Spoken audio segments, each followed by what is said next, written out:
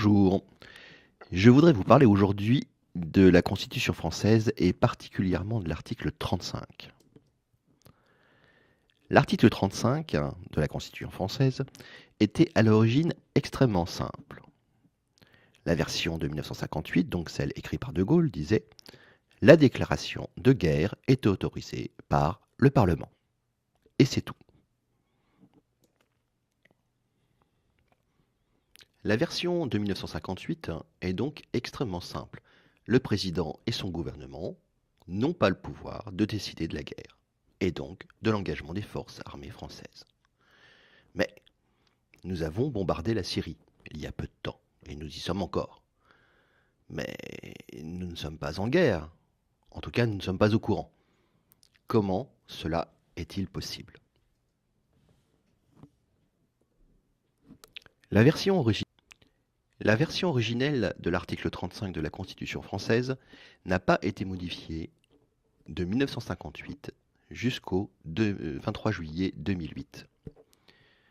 À cette date, une loi constitutionnelle, la 2008-724, a modifié l'article 35 de la Constitution française. Le nouvel article permet l'engagement des forces armées par le gouvernement sans l'aval du Parlement. Principalement, ce qui était ajouté est: le gouvernement informe le Parlement de sa décision de faire intervenir les forces armées à l'étranger, au plus tard 3 jours après le début de l'intervention. Il précise les objectifs poursuivis. Cette information peut donner lieu à un débat qui n'est suivi d'aucun vote. Le gouvernement peut donc engager les forces armées à l'étranger, si ce n'est pas une guerre. Nous avons donc pu bombarder la Syrie sans entrer en guerre.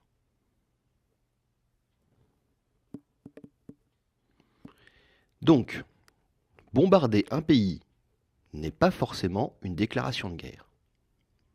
Je vous laisse imaginer ce que diraient les Français si un pays étranger, comme la Russie, bombardait la France afin de tuer des terroristes. Ou si Bachar al-Assad, considérant que la France soutient les terroristes, bombardait le centre des services secrets français. Ce ne serait pas une déclaration de guerre, ce serait juste un bombardement. Bon, mais effectivement, si un pays appelle à l'aide, un autre pays, une force armée peut intervenir dans un pays étranger, sans être en guerre. Mais la Syrie n'a pas demandé d'aide à la France, au contraire. La France veut faire tomber le régime syrien. Cela devrait s'appeler une déclaration de guerre, mais non.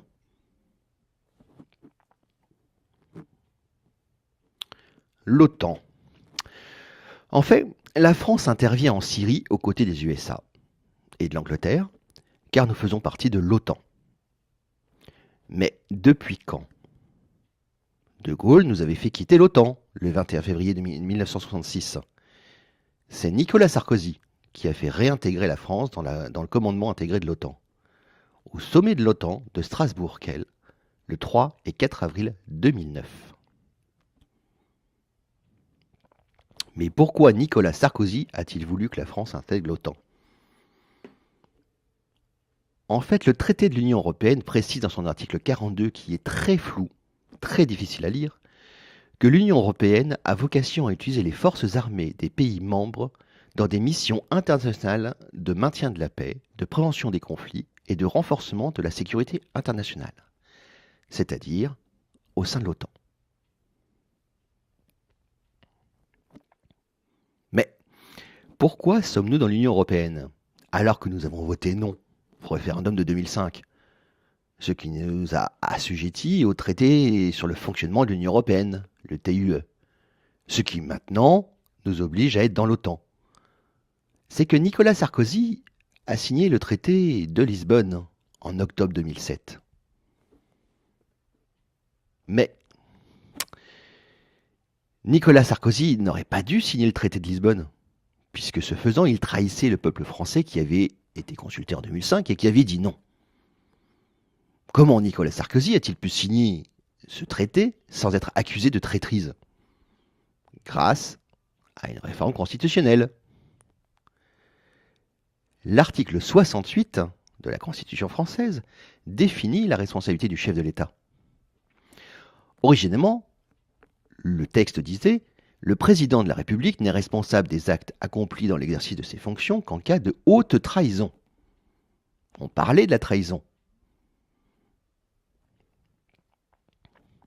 Maintenant, depuis le 23 février 2007, la loi constitutionnelle 2007-238 supprime la haute trahison et la remplace par: le président de la République ne peut être destitué qu'en cas de manquement à ses devoirs manifestement incompatibles avec l'exercice de son mandat. Plus de haute trahison, mais juste les règles de destitution. Le président peut donc trahir le peuple. En résumé, en 2005, les Français votent non au référendum de constitution européenne. Début 2007, le crime de haute trahison du chef de l'État est supprimé de la Constitution française. Fin 2007, le traité de Lisbonne est signé en trahison du peuple français, mais on ne peut plus accuser le chef de l'État de trahison, donc ce n'est pas grave. En juillet 2008, la Constitution est modifiée pour permettre l'utilisation des forces armées par le gouvernement, sans autorisation du Parlement, mais sous ordre de l'OTAN. En 2009, la France réintègre l'OTAN, donc tout est bon. Et aujourd'hui, la France bombarde la Syrie sans mandat de l'ONU, sans mandat du Parlement, avec les USA et l'Angleterre. En conclusion, je dirais, les Français qui ont dit non à l'Union européenne, ont quand même eu l'Union européenne. Des lois constitutionnelles sont acceptées par le Parlement et le Sénat dans le dos des Français, puisque si une réforme constitutionnelle ne passe pas par référendum, elle doit être acceptée par les 3/5 des deux chambres, c'est-à-dire du Parlement et du Sénat. Donc ce n'est pas que le gouvernement, que le président qui trahit, mais aussi tout le Parlement, enfin en tout cas les 3/5, et tout le Sénat.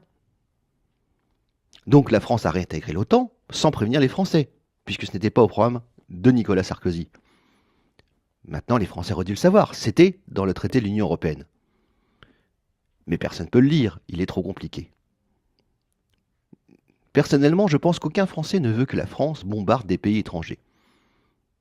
Mais la France le fait quand même. Nous ne sommes plus en démocratie.